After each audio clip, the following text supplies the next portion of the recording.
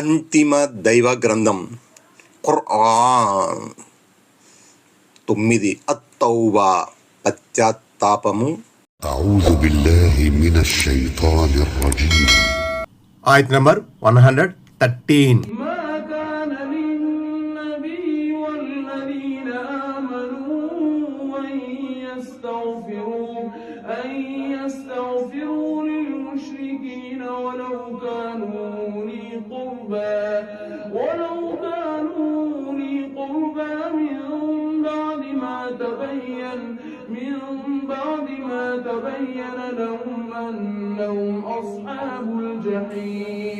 ఆయత్ నంబర్ 113. ముష్రికులు బంధువులైనా సరే వారు నరకవాసులని స్పష్టమైపోయిన తరువాత వారి మన్నింపు కోసం దైవాన్ని వేడుకోవడం ప్రవక్తకు గాని విశ్వాసులకు గాని ఎంత మాత్రము తగదు. 170. దీని వివరాలు సహీ బుఖారిలో వచ్చాయి. దైవ ప్రవక్త సల్లల్లాహు అలైహి వసల్లం సంరక్షకులు పినతండ్రి అయిన అబూ తాలిబ్కు అంతిమ గడియలు సమీపించినప్పుడు దైవ ప్రవక్త సల్లల్లాహు అలైహి వసల్లం ఆయన వద్దకు వచ్చారు. అక్కడ అబూ జహల్, అబ్దుల్లా బిన్ అబూ ఉమయ్య కూడా కూర్చుని ఉన్నారు. ఆయన సల్లల్లాహు అలైహి వసల్లం తన బాబాయిని ఉద్దేశించి, బాబాయి, మీరు లా ఇలాహ ఇల్లల్లాహు పలకండి, దాని ఆధారంగా నేను దైవ సమక్షంలో మీ గురించి వాదిస్తాను అని ప్రాధేయపడ్డారు.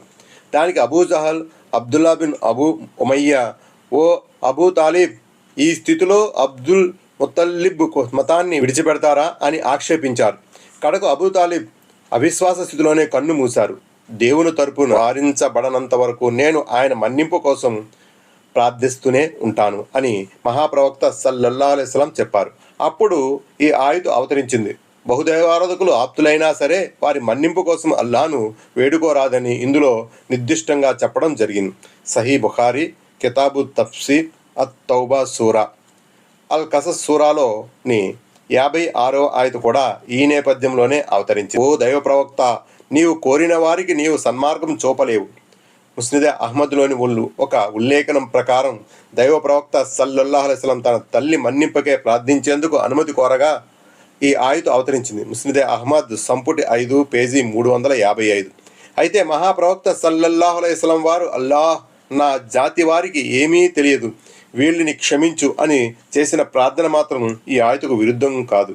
ఎందుకంటే అది జాతి జనుల మార్గదర్శకత్వం కోసం చేసిన దువా.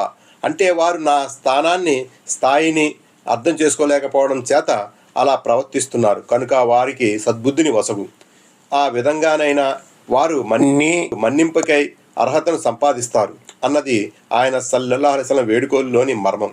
బ్రతికి ఉన్న అవిశ్వాసుల ముష్రికుల మార్గదర్శకత్వం కోసం ప్రార్థించడం సమ్మతమే. ఆయత్ నంబర్ 114.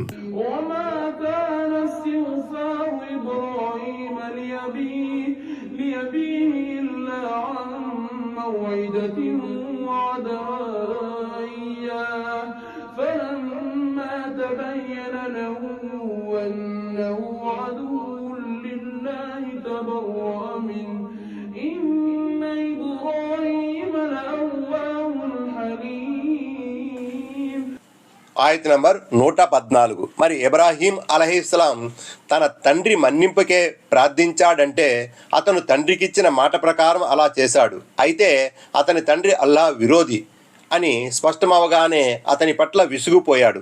నిశ్చయముగా ఇబ్రాహీం అలైహిస్సలాం మృదు మనస్కుడు, సహనశీలి. 171. తన తండ్రి దైవ విరోధి అని, అతని నివాస స్థలం నరకమని స్పష్టమైపోయిన తరువాత హజరత్ ఇబ్రాహీం అలైహిస్సలాం కూడా అతని మన్నింపు కోసం ప్రార్థించడం మానేశారు. 172. అంతకు మునుపు హజరత్ ఇబ్రాహీం అలైహిస్సలాం తన తండ్రి మన్నింపు కోసం తాపత్రయపడడానికి కారణం ఆయన మృదు స్వభావి కావటమే. ఆయత్ నంబర్ 115.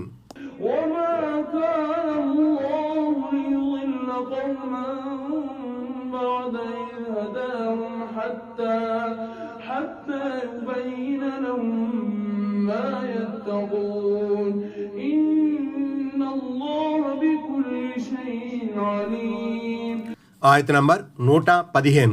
అల్లాహ్ ఏ జాతికైనా సన్మార్గం చూపిన తర్వాత ఆ జాతి ప్రజలు మానుకోవలసిన విషయాలను వారికి విడమరిచి చెప్పనంత వరకు వారిని అపమార్గానికి లోను చేయడు. నిశ్చయముగా అల్లాహకు ప్రతిదీ తెలుసు. 173. ఈ ఆయతు నేపథ్యంలో ఉన్న అసలు విషయం ఇది.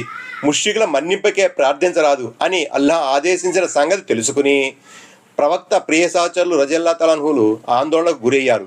ఎందుకంటే అప్పటి వరకు చనిపోయిన తమ పూర్వీకుల మన్నింపు కోసం వారు దువా వేడుకోలు చేసేవారు. అందువల్ల జరిగిన ఈ తప్పుకు గాను తాము దైవ సమక్షములో నిలదీయబడతామేమోనన్నది వారి అనుమానం. వారి ఈ అనుమానాన్ని దూరం చేయడానికి ఈ ఆయతు అవతరింపజేయబడింది. ఏ ఏ పనులకు దూరంగా ఉండాలో స్పష్టంగా వివరించనంత వరకు ఎవరిని తప్పు పట్టడం జరగదని, అలా చేయకూడదు అని చెప్పిన తర్వాత కూడా దాన్ని ఖాతరు చేయని వారే నిలదీయబడతారని, అలాంటి నిర్లక్ష్య జనులను అల్లాహ్ అపమార్గాన వదిలివేస్తాడని ఇందులో చెప్పడం జరిగింది.